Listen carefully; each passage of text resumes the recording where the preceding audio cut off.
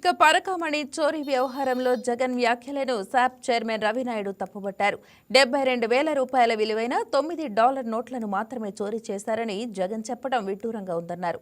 నాడు వైఎస్ రాజశేఖర రెడ్డి 7 కొండలు ఎందుకు 2 కొండలు చాలంటూ కలియుగ దైవాన్ని అవమానించారని, నేడు అదే బాటలో తనయుడు వైఎస్ జగన్ పరకామణి చోరీ ఉదంతాన్ని చిన్నదిగా చేసి చెబుతున్నారని సాప్ చైర్మన్ మండిపడ్డారు. భక్తుల మనోభావాలు దెబ్బతీసేలా ఉన్న జగన్ వైఖరిపై హైందవ ధర్మ ప్రచారకులు స్పందించారు డిమాండ్ చేశారు రవినాయుడు. జగన్మోహన్ రెడ్డి ఆయన జీవితంలో మొట్టమొదటిసారి 2.5 గంట ప్రెస్ మీట్ పెట్టారు. మామూలుగా మార్నింగ్ షో స్టార్ట్ అయితే మ్యాట్నీ షో వరకు రన్ చేశాడు ఆయన. ఆ దాంట్లో సారాంశం ఏంటంటే, ఒక ముఖ్యమంత్రిగా పనిచేసిన జగన్మోహన్ రెడ్డి ఆయన మాట్లాడిన తీరు, ఆయన భాష జుగుప్సాకరంగా ఉంది, నీచంగా ఉంది. జగన్మోహన్ రెడ్డిని ఏమనాలో కూడా మాటలకు తెలుగు భాషలో మాట్లాడితే మటుకు మళ్ళా తిట్టారంటారు.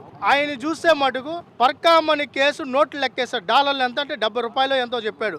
7 నోట్లు 17 నోట్లు అని చెప్పాడు. అసలు నువ్వు మనిషేనా అని అడుగుతున్నావు. నీది ఏ జన్మ?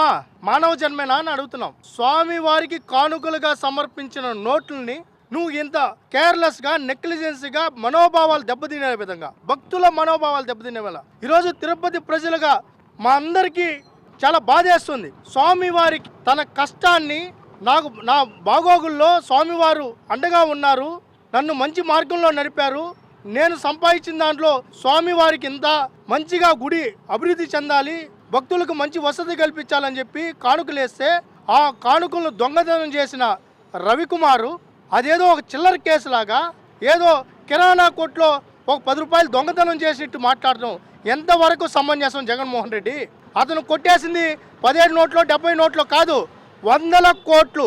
నీ బంధువు భూమన కరుణాకర్ రెడ్డి, నీ బాబాయ్ మీ బాబాయ్ వైవి సుబ్బారెడ్డి, నీ ఓఎస్డి ధనంజయ రెడ్డి, నీ ఎస్పీ పరమేశ్వర్ రెడ్డి, నీ శిష్యుడు సిఐ జగన్మోహన్ రెడ్డి, వీళ్ళందరూ కలిసి అప్పనంగా డబ్బును కొట్టేసిన డబ్బును పంచేసుకుంటే, మీ తండ్రి ఏమో 7 కొండలు 2 కొండలు అంటాడు, నువ్వేమో చిల్లర దుకాణంలో చిల్లర కొట్లో 10 రూపాయలు దొంగతనం అన్నట్టు స్వామివారి భక్తుల మనోభావాలు దెబ్బతినేటట్లు, స్వామివారి యొక్క ప్రతిష్ట భంగం కలిగే విధంగా ఈ విధంగా మాట్లాడడం ఎంతవరకు సమంజసం? నిజంగానే జగన్మోహన్ రెడ్డికి మతి భ్రమించిందా, లేకపోతే ఆయనకి ఏమన్నా ఆరోగ్య సమస్య ఉందా, లేకపోతే ఏమన్నా ఆయన ఏమనాలో కూడా మాకు అర్థం కావడం లేదు.